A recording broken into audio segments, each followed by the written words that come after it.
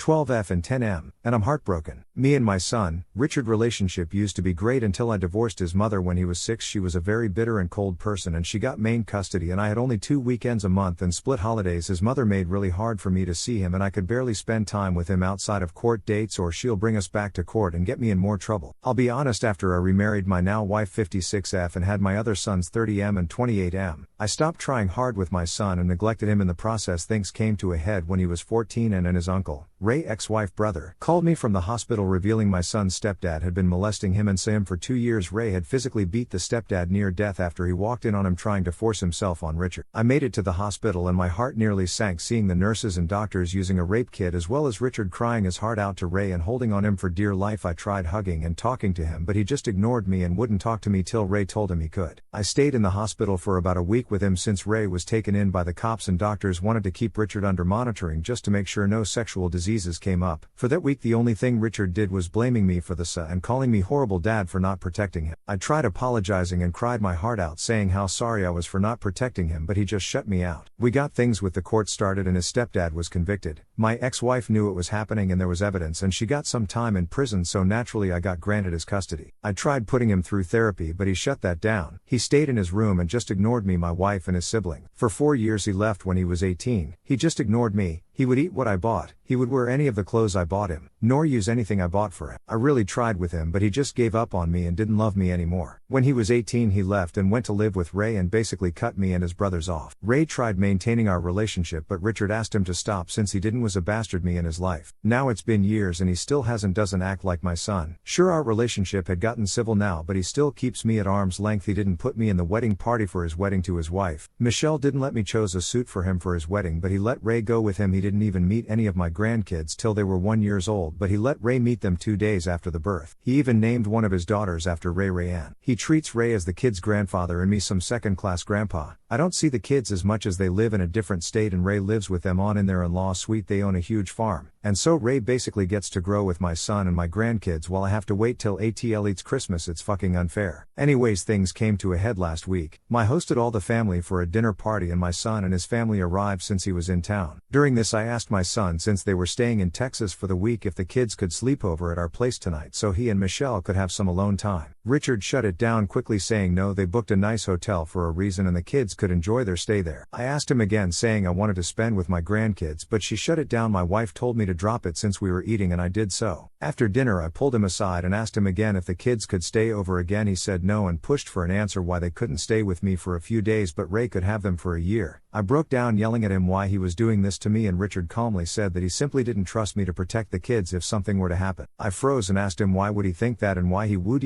think I wouldn't protect them, and he said why should he believe I'll protect the people that matter to him in the world when I didn't even protect him. I tried saying something but he cut me off saying if I kept pushing it I would never see the kids again and he left okay after making some excuses for his wife. I don't know what to do. He basically called me a failure. What should I do? How do I move on from this?